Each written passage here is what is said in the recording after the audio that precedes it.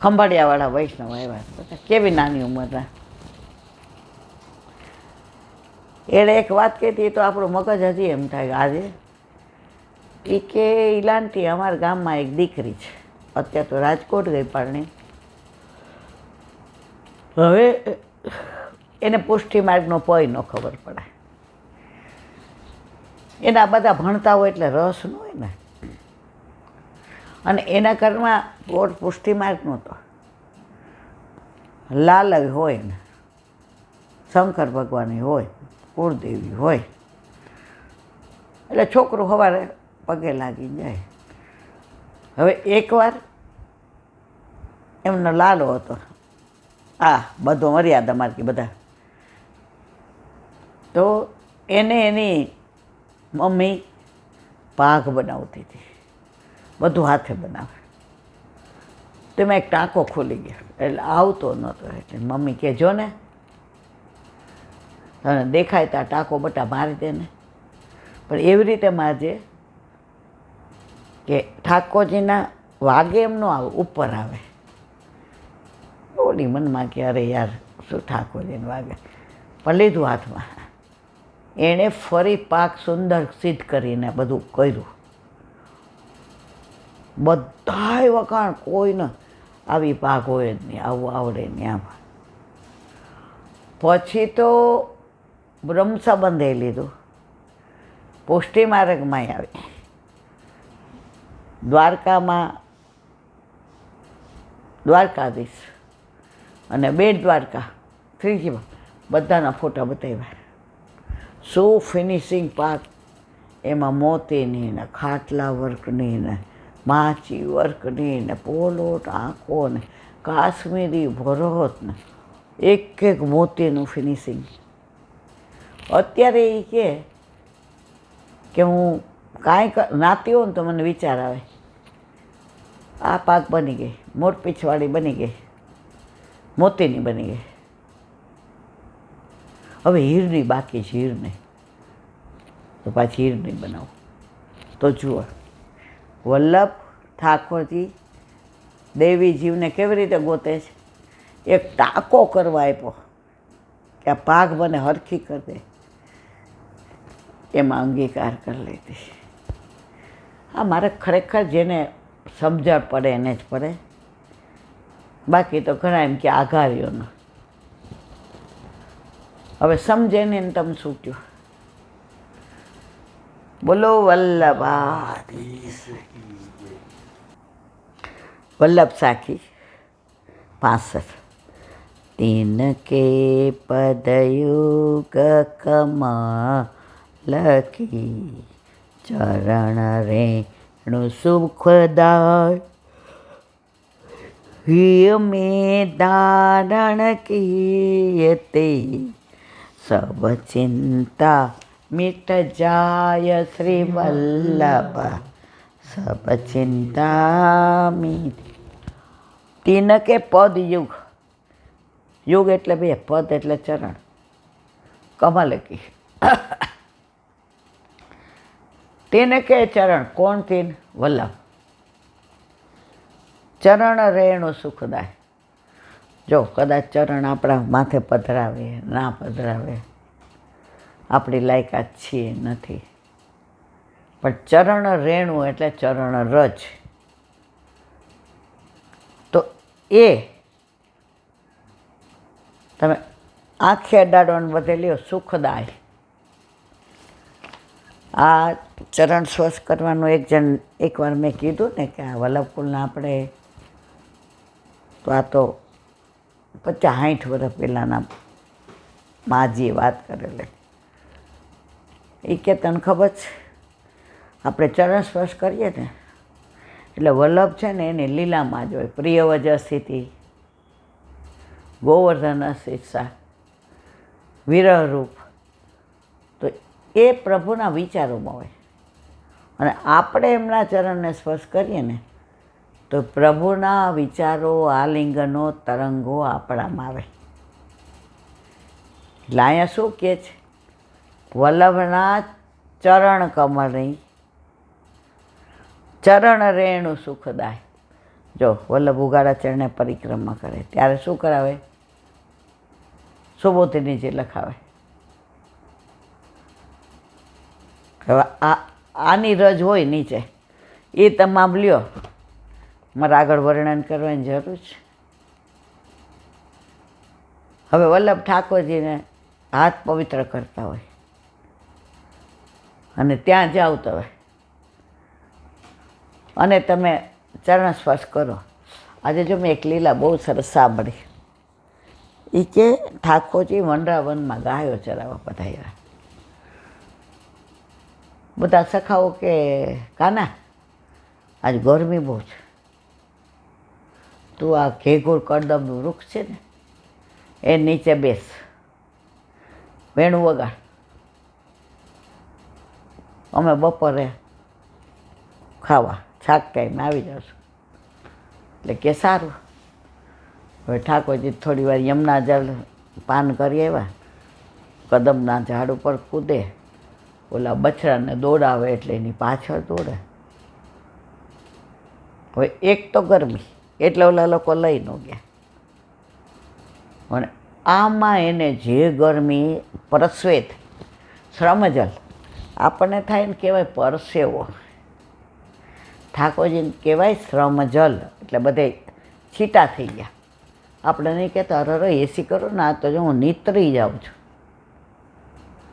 તો ઠાકોરજી નીતરી ગયા હતા. હવે ગાયોએ જોયું, ઠાકોરજી સમજી ગયા કે ગાયોને કાયમ હું વનમાં આવું તો મનોરથ હોય કે અમે પ્રભુની સેવા કેમ કરીએ? અમારી પાસે હાથ પગ નથી,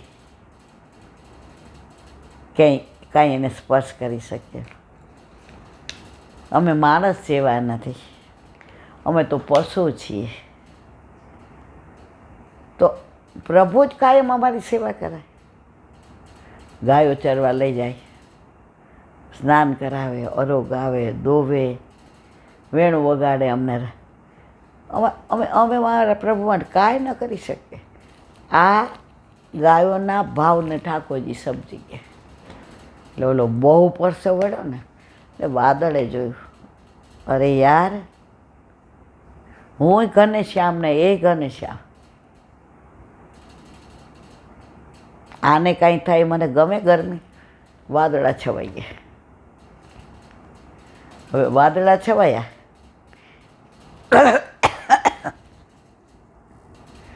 એટલે ભેજ થઈ ગયો. ભેજ થઈ જાય ને એટલે ઝાંકળ જેવું થઈ જાય. વાદળો રાજી થયા કે હાસ, પ્રભુને ભેજના લીધે ઠંડક થઈ ગઈ.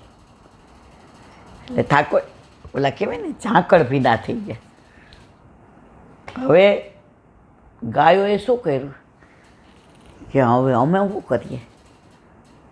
તો ઓલો વાદળના ઓલાની અંદર વાયરો આવ્યો ને તો ગુલાબની પાંદડીઓ બધેથી છૂટી પડી, ઉડી અને આ બાજુ થઈ ગઈ. એટલે ગાયોએ શું કર્યું, પોતાની પૂંછથી ને જોરથી ના કરે એટલે ફૂંક જેવું થાય ને, એમાં ગુલાબની પાંદડીઓ ઉડી અને એ ઠાકોરજીના આખા પેલામાં છવાઈ ગઈ. શ્રમ ઓછો થઈ ગયો, ઠંડક થઈ ગઈ. આપણે ઉનાળામાં ગુલાબ જળ છાંટીએ છીએ ને, ઠાકોરજીને ધરાવીએ છીએ. લાલાને તો મજા પડી ગઈ કે આજે બધાનો મનોરથ પૂરો થતો હતો, પણ મારી ગૈયાનો મનોરથ આજ પૂરો થયો ને એટલે પ્રભુ તો નાચે ને ગાય ને, ઓલી લકુટી આમ લઈને આમ હાલે ને, ઓલા કાનમાં કરેણના ફૂલ ને. હવે ભૂલી ગયા કે મેં તો યમુનાજીમાં જળ નથી ધોયું, અરે મોઢું નથી ધોયું. પધાર્યા, યશોદાજી આરતી કરી, અંદર આમ જોઈએ રાખ, लाला ये तो श्रृंगार कहाँ करके आए हो, बढ़िया श्रृंगार देखे और देख तो सही सुगंधी, तेरे तो मुँह मेरी नजर न लग जाए. ठाकुर जी ऐसा कोई गोपी ने कर दियो क्या? नहीं मैया तू मानेगी नहीं. ये कौन है? એ क्या गायोએ काना लल्ला कोई गाय श्रृंगार करती है क्या? तो कैसे कैसी लालन बातें करे। ઠાકોરજી આખી લીલા કીધી. એ લીલા વલ્લભે આપણને કીધી. વલ્લભે અષ્ટસખાને કીધી. અષ્ટસખાએ આપણને. જો કાલે યાદ આવે ને તો એક કીર્તન છે,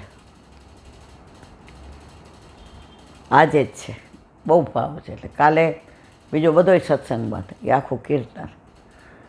એ કે આ સક્તાસુરને મારે એક ચરણથી, રાતના માને કે મારા પગ દુખે છે, ગાયો જરા થાકી ગયો. એ કે એક બાજુ ગિરિરાજ ધારણ કરે અને એક દિવસમાં કાંઈ લીધું હોય ને કે મારી ભૈયા બહુ દુઃખ રહી. આખું સરસ કીર્તન છે. તો ये मैं धारण किए सब चिंता मिट જાય. આજે વલ્લભના ચરણારવિંદમાં તમે દ્રઢાશ્રય રાખો, પછી તમારે કાંઈ કરવાની જરૂર રહેતી ના. કાલે બાબાએ એ જ કીધું. એ કે અત્યારે બધા ગ્રહો બહુ નડે, શનિ નડે ને રવિ નડે ને, પણ એકવાર તમારા ઘરમાં તમારા માથે તમારા પુષ્ટિ પુરુષોત્તમ બિરાજે ને, પછી તમને અનુગ્રહ એટલો જ થઈ જાય કે કોઈ ગ્રહ તમારું ન બગાડે. તમને બીક કેમ લાગે છે? જે મંગળની વીંટી પહેરાય. હમણાં એક જણનો ફોન આવ્યો હોય કે ઈલાબેન, મારી દીકરીનું બહુ સારું ઠેકાણું છે, એ લોકોની હાજ, પણ એમની શરત જ કે મારી દીકરીના લગ્ન એકવાર એના જન્માક્ષમ પ્રમાણે ઝાડ હારે થઈ જાય, વૃક્ષ હારે. પછી મેં કીધું એટલે કે પછી જમાઈ હારે. તો મેં આવું કે તો કે એનામ 2 લગ્ન છે. મેં તમે માનો છો? મને કે અમે થોડા માનીએ, તમને તો ખબર છે. તમે ભાઈ અમને તો આ બધી જો અમે છે ને આ બધું જોયું જ નથી. એમ તો અમને આ બધી ન ખબર પડે. તમારે જેને ખબર પડતી હોય એને પૂછો. અમે છે ને દાઢી લીલાને, રાસલીલાને, લગ્ન હોય તો વિવાહ. હવે આ બધું જોયું હોય એમાં ક્યાં વચ્ચે ઝાડ વિવાહ આવ્યો? બેન મને ખબર ન પડે. એ કેમ એવું થાય?